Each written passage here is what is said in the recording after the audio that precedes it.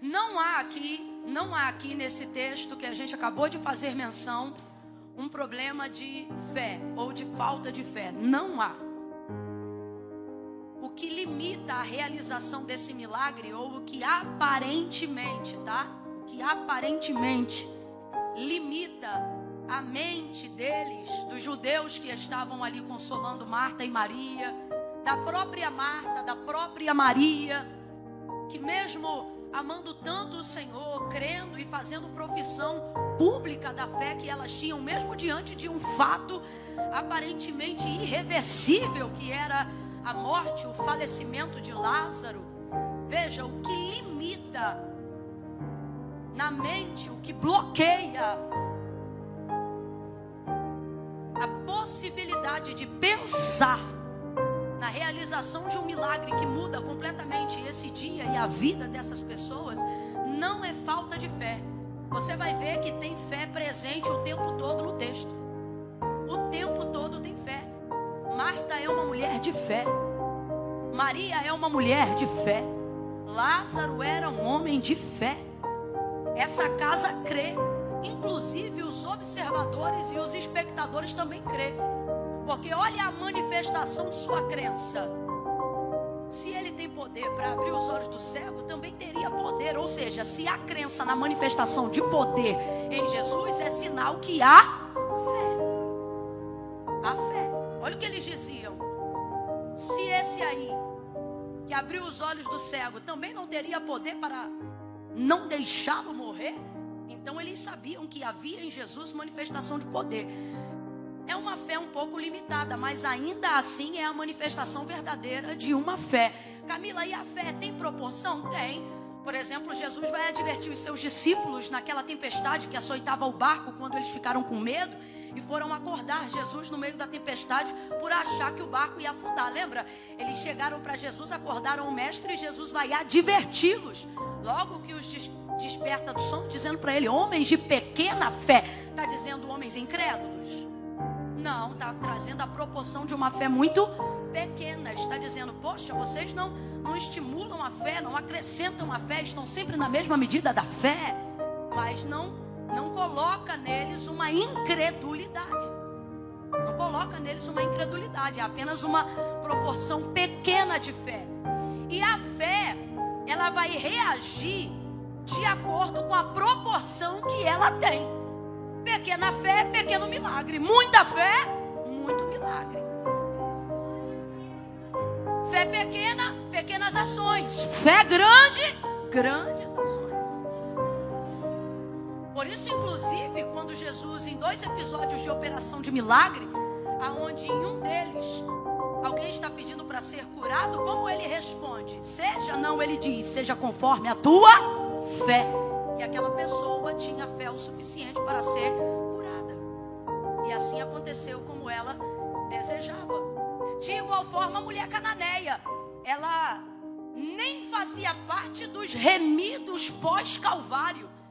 Numa fila de prioridades, ela jamais deveria ser atendida. Mateus capítulo 15, verso 21 em diante. Ela é cananeia, mas ela clamava em fé: filho de Davi, tem misericórdia de mim, que a minha filha está miseravelmente endemoniada. E os discípulos diziam o quê? Despede-a, pois vem gritando atrás de nós. Ele não respondia palavra alguma, mas ela continuava gritando. Quando ela tem a atenção de Jesus, Jesus vai dizer o que é para ela? Não convém pegar o pão dos filhos e deitá-los aos cachorrinhos. Aí ela diz, sim, Senhor, mas também os cachorrinhos comem das migalhas que caem da mesa dos seus senhores. Jesus olha para ela e ele diz, mulher, grande é a tua. A dela era, colocou ela para ter acesso a algo que ela jamais teria se tivesse uma fé pequena.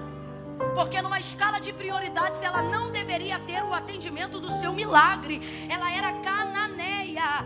Quando você tem uma fé grande, você tem o poder de antecipar. Você tem o poder de alterar rotas, de mudar destinos. E agora vamos um pouco mais além. Quando a sua fé é grande, você tem o poder não só de intervir com um milagre de Deus na sua vida, mas de intervir com um milagre de Deus na vida de alguém que nem crê em Deus.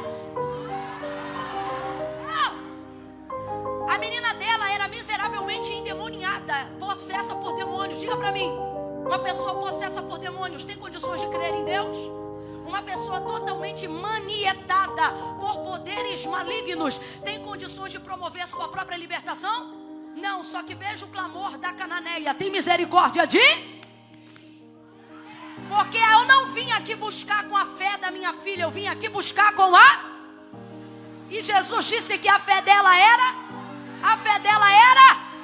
Aí Jesus, que não estabeleceu um plano para ela, porque não era a hora ainda, vai dizer para ela: vai em paz e seja feito como tu desejas. O que é que ele está dizendo? Volta para casa com o que você veio buscar. Volta para casa com o que você queria. O que é que Jesus está mostrando para mim e para você hoje aqui? Uma fé grande, uma fé genuína. Ela não só intervém um milagre na minha vida, mas ela me dá poder para intervir com milagres na vida das pessoas que eu amo, mesmo que estas pessoas não sejam crentes em Deus como eu sou, ou nem creiam no Deus que eu creio. Rapaz, é por isso que você precisa aumentar a medida da tua fé nessa noite, porque o que o Senhor está dizendo é: à medida que você aumenta a sua fé, eu não altero só o seu destino, eu também altero a rota dos seus familiares, da sua parentela, da sua casa, da sua geração. Camila, eu não estou entendendo. Há de Deus uma palavra poderosa sobre esta casa nessa noite, e Ele está dizendo desde o início do culto: eu não quero só abençoar a sua vida, eu quero mudar a cadeia genética do teu DNA, eu quero abençoar a tua geração. O teu sangue na terra vai clamar a bênção de Deus, como faz assim a fé de Abraão. Você precisa entender que o que nós estamos falando aqui é tão verdade, que no segundo livro dos reis de Israel, no capítulo de número 4, quando Eliseu vai à casa daquela mulher que era rica, a sunamita, que o hospeda, quem lembra? Quem não lembra, redobra a atenção para entender a história. Eliseu era o maior profeta da sua atualidade, ele era o mentorado de Elias, aquele do Monte da Transfiguração. Ninguém mais, ninguém menos que Elias. E numa atitude ousada, ele pediu porção dobrada da mesma virtude, ou seja, do mesmo poder que Elias tinha, só que ele está dizendo: eu quero 2 vezes mais. Então olha de quem eu estou falando. Esse homem, passando pelas terras de Sunem, uma sunamita, mulher rica, que cuidava do seu povo, generosa de coração, vai convencê-lo a comer pão em sua casa. Vai fazer isso em constrangimento de comunhão e amor. Ele vai aceitar. Uma aliança vai ser formada com essa família: a mulher, o esposo, o profeta, o moço, Geazi. E aí um dia, vendo ele que já não podia mais continuar sendo tão abençoado sem que pudesse fazer alguma coisa, porque gratidão que não se formaliza em atos é falácia. Se é grato, tem que expressar. É grato, mas não fala. É grato, mas não demonstra. É grato, mas não entrega. É grato, mas não manifesta em obras. Não. Então, num desses dias, aonde ele já não sabe mais o que fazer, ele não suporta mais não fazer nada, ele diz: Geazi, chama essa mulher aqui.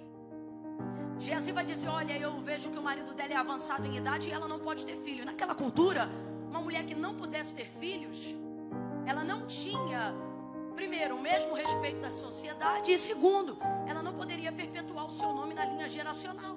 Então qualquer mulher naqueles dias desejava ter um filho. Se até hoje, para quem deseja e não tem, é uma situação complicada no sentido das emoções, você imagina como era para ela. E aí ele vai dizer: chama ela aqui. Quando ele chama, ele libera a palavra profética. Ele olha para ela parada na porta do quarto que ela mandou fazer para ele e diz assim: neste tempo determinado. O que isso significa? Cabo de 1 ano. O que ele está dizendo? Não vai passar 1 ano entre o que eu estou falando e a criança nos seus braços. No tempo determinado, tu conceberás e darás à luz a um filho. Palavra de Eliseu para ela, profeta e homem de fé. No tempo determinado, tu conceberás e darás à luz a um filho.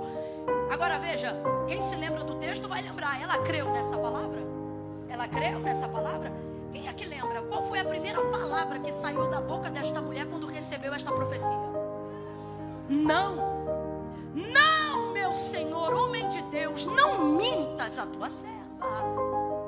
Não, a primeira palavra que saiu de sua boca diante da palavra do profeta não foi amém, não foi glória a Deus, não foi sim, eu concordo. A primeira palavra que saiu de sua boca foi não. Não, tá entendendo? Esse não aqui está carregado de coisa. Não estraga a nossa amizade. Eu não preciso de profecia para você pagar o café da manhã que eu estou te servindo. Eu não quero ser iludida. Não, eu não aguento mais esperar aquilo que não pode acontecer. Não, não precisa disso.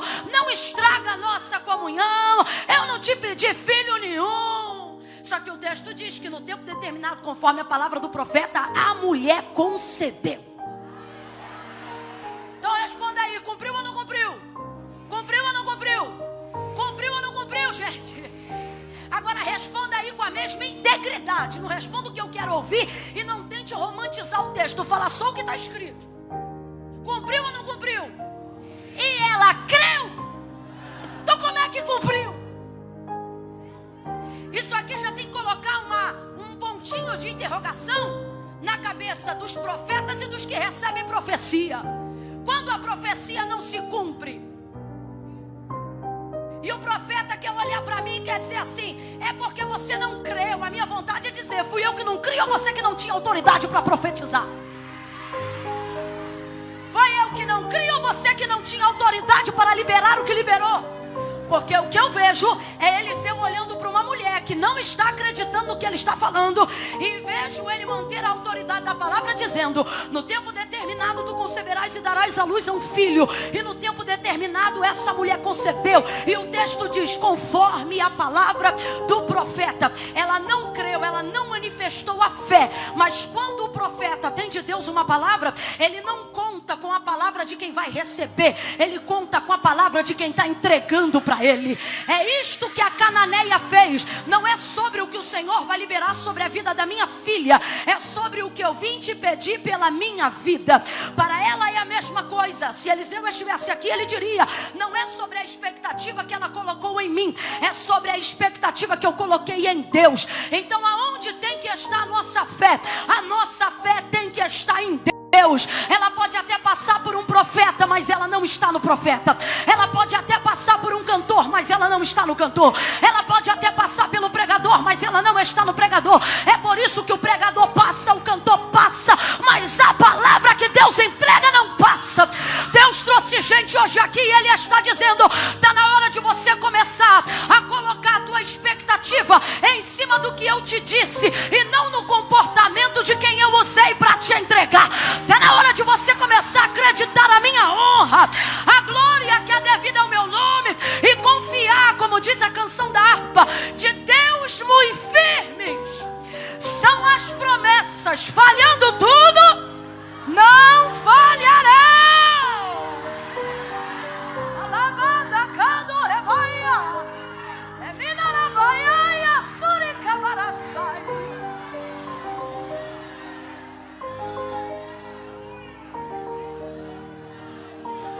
Crer sozinho em algo não é justificativa para lamuriar-se e para justificar por que o milagre não aconteceu. Ah, mas também lá em casa só eu sou crente. Ah, mas também para a igreja só eu que caminho. Ah, mas também se eu não orar, né, ninguém ora. A Bíblia diz que quando o pecado entrou no mundo, só precisou de um. Mas quando saiu do mundo, também só precisou de um. Você está aqui dizendo: se mais gente me ajudasse, se eu tivesse mais apoio, se aquele familiar chegasse mais junto, se o chefe entendesse. E o Senhor está dizendo: o tamanho da tua fé só depende de você, de mais ninguém. Quando eu libero uma palavra para você, eu não estou contando com a expectativa que você está colocando nas pessoas, mas com a expectativa que você está colocando em mim, diz o Senhor. Então preste atenção. Segunda coisa que a gente precisa aprender. Primeiro, aprendemos sobre medida de fé, proporção de fé. A fé não necessita de ajuda, a fé não necessita de auxílio. Camila, mas eu já vi. situações que auxiliam a fé. Sim, elas auxiliam você, elas não auxiliam a fé, entende? Elas auxiliam você a crer mais, só isso. Mas a fé, genuinamente falando, ela não necessita de auxílio. Ela crê simplesmente por si própria. Como assim? Baseado em uma palavra. A Bíblia diz que a fé vem, ou seja, ela nasce e existe. A fé vem pelo ouvir, e o ouvir de uma palavra. E que palavra? A palavra de... Não é qualquer palavra, não é uma palavra motivacional, não é uma palavra de alegria, não é uma palavra de consolo, é a palavra de Deus. Então a fé, ela nasce da palavra de Deus, e a palavra de Deus, ela deve ser o suficiente. Quem estabeleceu a medida da fé? Abraão, que ouvindo a voz de Deus, creu. Deus não precisou dar para ele nenhum currículo de que ele era capaz de fazer todas as coisas que estava dizendo para Abraão que ia fazer. Eu e você temos o currículo de Deus quando lemos o Gênesis. Eu e você temos o currículo de Deus quando vemos a travessia do povo hebreu na libertação e fuga do Egito. Ali está o currículo de Deus. Eu e você temos o currículo de Deus quando vemos maná descendo do céu, água saindo da rocha. Você não tem o direito de duvidar. Agora Abraão, o que tinha? Nada, apenas uma palavra. Então veja, ali está estabelecida a medida suficiente da fé. Qual? Não é necessário ver para crer. Por isso a fé não tem a ver com o que a gente vê, mas tem tudo a ver com o que a gente ouve. Aí está estabelecida a régua e a medida da fé. Porque a fé vem pelo ouvir, e o ouvir da palavra de Deus. Mas Camila, tudo que eu vejo é contrário ao que eu ouvi. Pois é, a medida da fé se comprova na capacidade que você tem de se apegar ao que você ouviu, mesmo quando você não está vendo nada que combine com a sua realidade. Por isso a palavra de Deus orienta, dizendo que nós não andamos por vista, andamos por... Camila, eu não entendi. Vai entender. Segunda-feira a casa pode estar virada, mas se a promessa de Deus disse: você e sua casa servirão ao Senhor, você levanta com a casa virada, cantando, celebrando, salmodiando. E alguém vai perguntar: você é louca? Você vai dizer: não, eu só tenho fé. Aí alguém vai dizer: mas a realidade da sua casa é completamente contrária ao que você acredita. E você vai dizer: isso é fé. É por isso que eu estou cantando, que eu estou louvando, que eu estou adorando. Está na hora de você entender de uma vez por todas: quanto maior for a contrariedade da sua realidade em relação ao que Deus te falou, maior é a evidência de que foi o próprio Deus que falou, porque só Ele poderia mudar e alterar essa realidade. Cabe a mim então o que, Camila? Cabe a mim continuar crendo e esperando a realidade do que Deus disse, mesmo quando a minha realidade é contrária. Agora veja, na maioria das vezes não é em nós a falta da fé propriamente falando, mas a falta do tempo correto para manifestar a fé. O que é isso, Camila? Vou lhe dizer: você tem fé verdadeira, mas manifesta no tempo errado. Por que isso acontece? Porque você deixa o relógio dos sentimentos. Quem me ouviu? Eu disse o quê? Você deixa o relógio dos seus sentimentos determinar as coisas que você quer que aconteçam. O que é relógio dos sentimentos? Você age na hora que a ansiedade manda. Você age na hora que a ira manda. Você é comandado pelo que você sente. Isso é tão verdade que tem gente que, pela medida da fé, deveria crer no que disse Jesus, que perdão para ser liberado é 70 vezes 7. Mas não, tem irmão aqui que é comandado pelo relógio do sentimento. Quando eu sentir, eu libero. Se eu sentir, eu perdoo. Aqui. Quando Deus tocar no meu coração, e Deus dizendo: eu pensava que morava aí,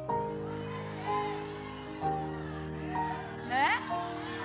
A medida das suas ações é comandada pelos seus sentimentos. O que isso mostra? Mostra que quem está no comando da sua vida é a sua alma, não é o Espírito de Deus. E aí, Camila, e aí que quando a alma é o governador da sua vida, a desgraça será sua companheira diária. O pessimismo egoísmo, a ansiedade, o medo, a depressão, a tristeza, o devaneio, a loucura, o furor vão constantemente andar com você. Por quê? Porque a alma não tem limite se o espírito não exerce sobre ela governo. A medida da fé vem pelo ouvir da palavra de Deus. Quando eu creio no que digo que ouço ou que leio do texto sagrado, eu coloco meu espírito para governar a minha alma. Logo, já não posso ser movidas por sentimentos, mas pela vontade de Deus. Então, quando Paulo disse, já não vivo mais eu, mas Cristo vive em mim, ele está dizendo o quê? Alma, você fica quietinha, porque agora você não se manda mais. Agora você vive a vontade do Filho e não mais a sua vontade.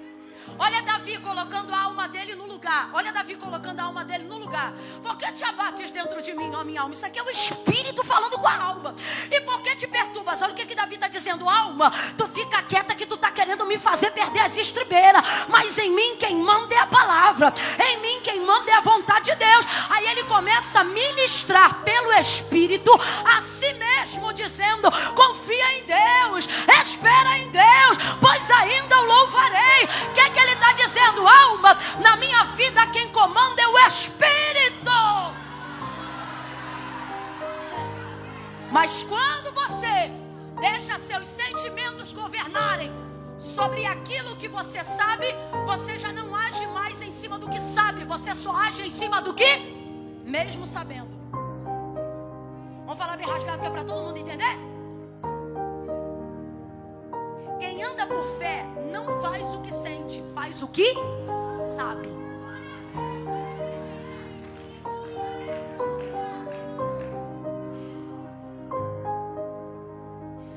Fé é isso. Não é sobre o que você sente, é sobre o que você